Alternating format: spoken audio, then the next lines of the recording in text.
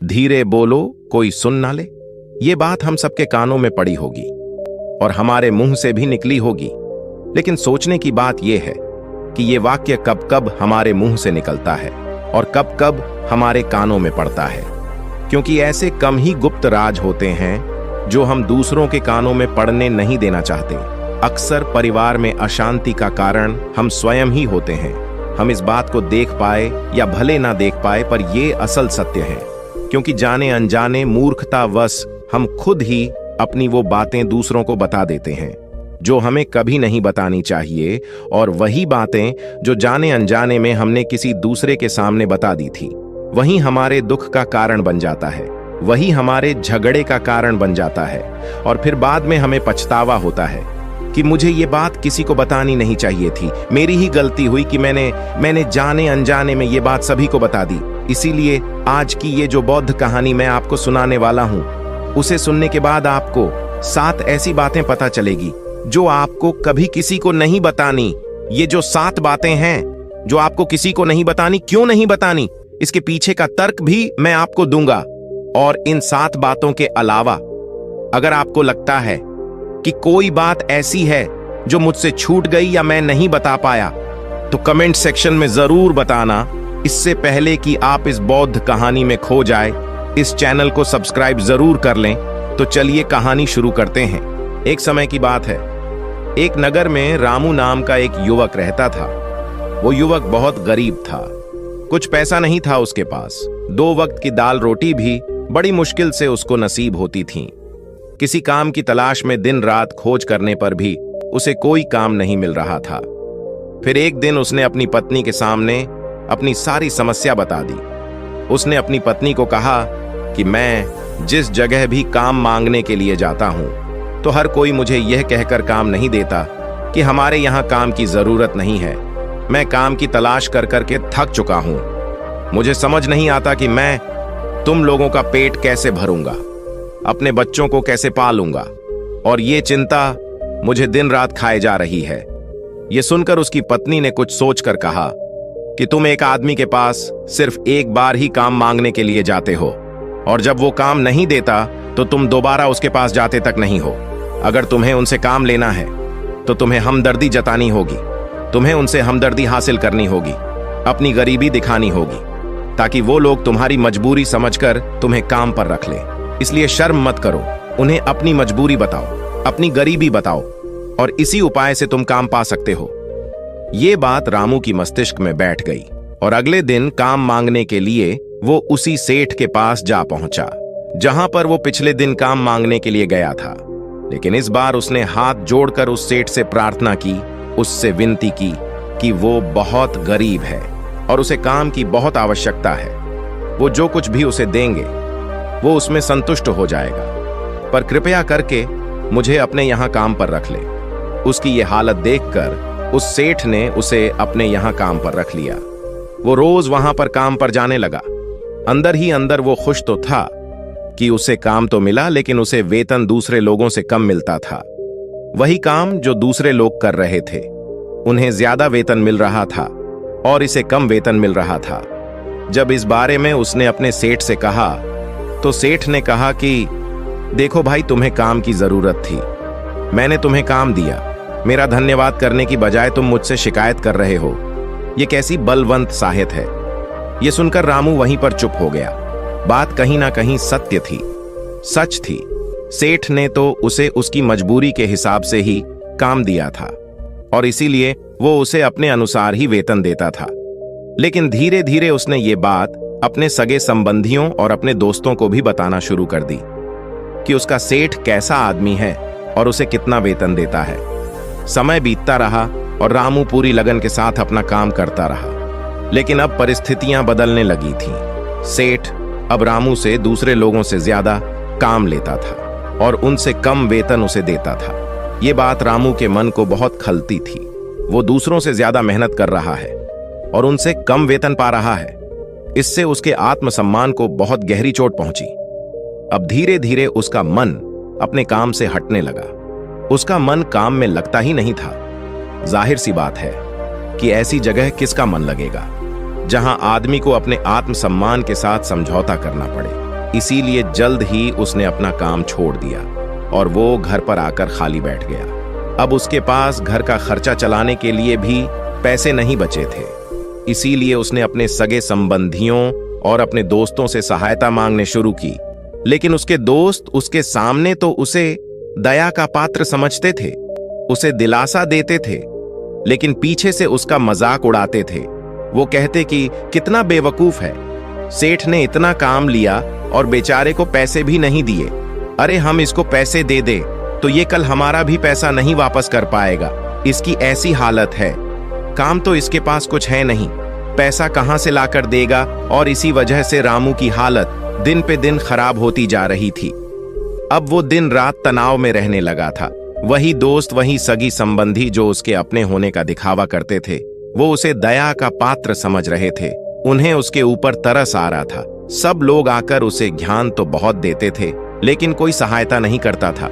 और अक्सर ऐसा ही होता है, ज्ञान देने वाले तो बहुत मिल जाते हैं, लेकिन मदद करने वाले, उंगली पकड़कर, हाथ पकड़कर आगे चलाने वाले कितने लोग मिलते हैं। फिर एक दिन उसे पता चला कि पड़ोस वाली गांव में एक बौद्ध भिक्षु आया हुआ है जो बहुत ही ज्ञानी है। रामू इतना तनाव में था कि उसे कोई रास्ता नजर ही नहीं आ रहा था। इसीलिए जाने अनजाने वो उस बौद्ध भिक्षु के पास पहुंच जाता है। वहां पहुंचकर वो सीधे उनके पैरों में गिरकर रोने लग जाता है। वो रोते रोते उन्हें अपनी सारी परिस्थिति बताता है। उसे बताता है कि किस तरह उसके सेठ ने उसका फायदा उठाया और उसके सगे संबंधी उसके साथ कैसा व्यवहार रखते हैं। सारी बातें सुनकर बौद्ध भिक्षु ने उसे चुप कराते हुए कहा कि भंते, ये सारी समस्याएं तुम्हारी बुद्धिहीनता, तुम्हारी मूर्खता के कारण उत्पन्न हुई है। अगर तुम्हारे अंदर विवेक होता तो इनमें से एक भी समस्या तुम्हारा चित्त को दुखी नहीं कर सकता था। लेकिन तुमने अपने अविवेक के कारण, अपनी मूर्खता के कारण खुद ही अपने रास्ते में कांटे बिछा दिए। परंतु आज मैं तुम्हें 7 ऐसी बातें बताने जा रहा हूं जो भूल कर भी किसी को मत बताना, और इन बातों का अनुसरण करते हुए तुम बाहर से मिलने वाले दुखों को तो दूर कर ही सकते हो जो बेवजह दुनिया की वजह से तुम्हारे अंदर पनपते हैं। पहली बात जो किसी को नहीं बतानी चाहिए वो है अपनी मजबूरी। अपनी मजबूरी का दिखावा करके दूसरों का दया पात्र बनाकर उनकी सहायता लेने की गलती कभी मत करना। हो सकता है कि आज वो तुम्हारी मजबूरी देखकर तुम्हारी सहायता कर दे, लेकिन कल वो तुम्हारा फायदा उठाने से भी नहीं चुकेगा। और अगर फायदा भी नहीं उठाया तो दूसरों के सामने तुम्हारा मजाक बनाने में वो आदमी कभी नहीं झुकेगा।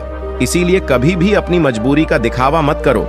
अगर घर में 2 रोटी है, सूखी रोटी है, तो वहीं खाकर सो जाओ, लेकिन दूसरों को इसके बारे में भनक तक नहीं लगनी चाहिए।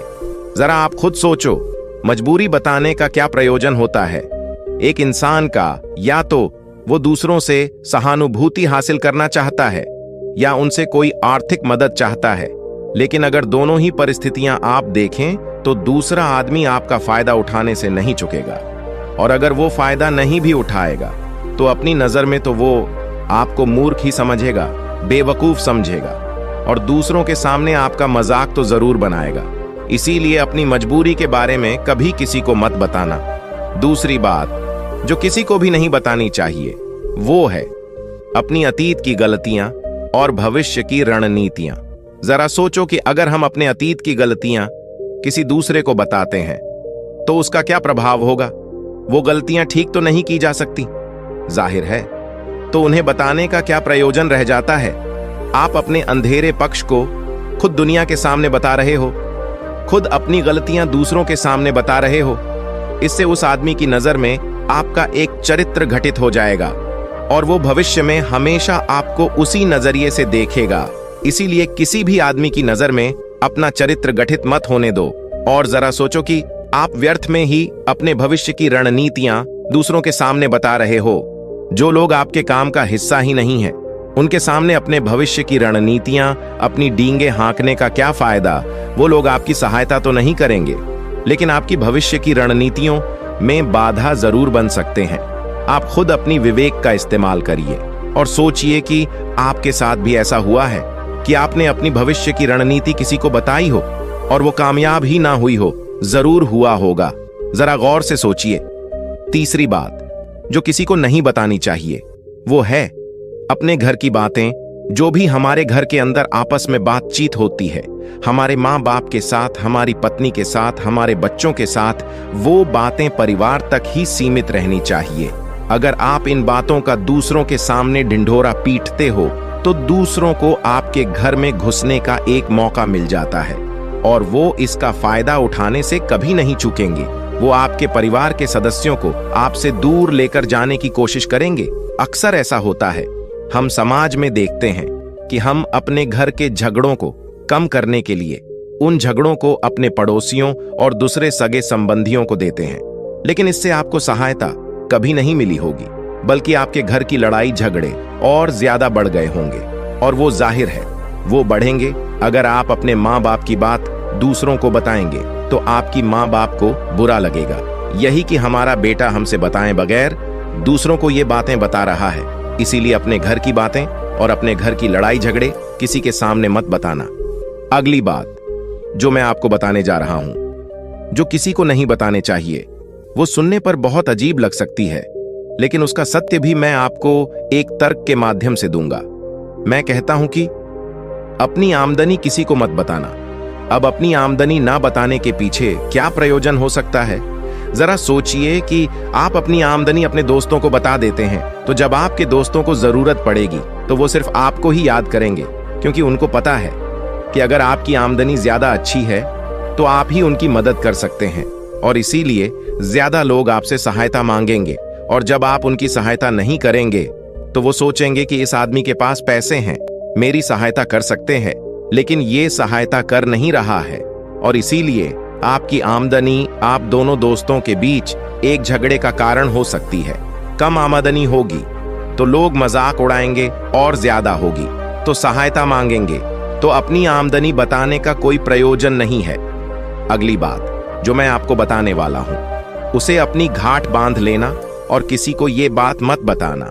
अपनी कमजोरी और अपनी ताकत अक्सर इंसान को पता नहीं होता है कि उसकी कमजोरी या उसकी ताकत क्या है, लेकिन अगर आपको अपनी कमजोरी और अपनी ताकत पता है तो पहली बात तो आप बहुत ही बुद्धिमान आदमी हैं, और दूसरी बात कि आपको ये बातें किसी से साझा नहीं करनी है, क्योंकि अगर आपकी कमजोरियां दूसरों को पता चल गई तो वो आपकी कमजोरियों का फायदा उठाएंगे, और अगर आपकी ताकत पता चल गई तो वही ताकत आपकी कमजोरी बन जाएगी, क्योंकि वो ताकत दूसरे आदमी को पता है और वो ताकत की खाट भी ढूंढ ही लेगा।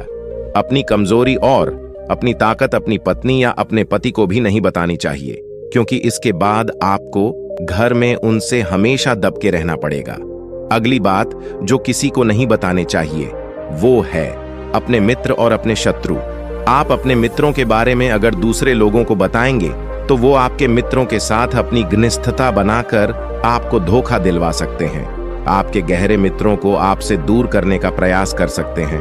अक्सर आम आदमी ऐसा नहीं करता, लेकिन आपके दुश्मन ऐसा करने की कोशिश कर सकते हैं। और दूसरी तरफ आपके शत्रु का भी किसी को नहीं पता लगना चाहिए, क्योंकि आज जो आपका मित्र है, अगर कल वो आपका दुश्मन हो गया तो वो आपके दुश्मन के साथ ही मिलकर आपको परास्त कर सकता है, आपको धोखा दे सकता है। इसीलिए अपने सबसे अच्छे दोस्तों को भी अपने दुश्मन के बारे में कभी मत बताना। अगली और आखिरी बात कहना चाहता हूं कि जब तुम दान करते हो तो दान के बारे में भी किसी को मत बताना, नहीं तो दान करना व्यर्थ हो जाता है, बेकार हो जाता है। जब आप अपने दान का ढिंढोरा पीटते हो तो आप ये बता रहे हो कि मैं कितना बड़ा दानी पुरुष हूं, और ये आपके अंदर एक अहंकार निर्मित करेगा। इसीलिए दान गुप्त रूप से किया जाए उतना ही अच्छा होता है, उतना ही फलदायी होता है। जब आपका बायां हाथ दान कर रहा हो तो दाएं हाथ को भी ना पता चले कि बायां हाथ दान कर रहा है। ये 7 बातें जो बौद्ध भिक्षु ने रामू को बताई, इनमें संसार के सभी सिद्धांत छिपे हुए हैं। इन बातों का अनुसरण करते हुए आप अपने घर में सुख शांति बना सकते हैं और घर के झगड़े हमेशा के लिए दूर कर सकते हैं। आप इन बातों के बारे में अपने विवेक से भी सोचेंगे तो आपको ये बातें सच मालूम पड़ेंगे। और हमारा कहानी सुनाने का मकसद यही है कि आपका विवेक जागृत हो। आप खुद उन बातों के बारे में सोचें जो हम आपको बता रहे हैं, और अगर हम गलत हैं तो आप कमेंट सेक्शन में वो बात जरूर बताएं जिस पर हम गलत हैं। और इनके अलावा भी अगर आप कुछ जानते हैं तो उन बातों को भी कमेंट सेक्शन में जरूर डालें। तो दोस्तों, आज के वीडियो में बस इतना ही। उम्मीद है आपको यह वीडियो पसंद आई होगी। अगर पसंद आई होगी तो वीडियो को एक लाइक करना मत भूलिएगा। ओम बूम बुद्धाय नमः, ओम बूम बुद्धाय नमः, ओम बूम बुद्धाय नमः।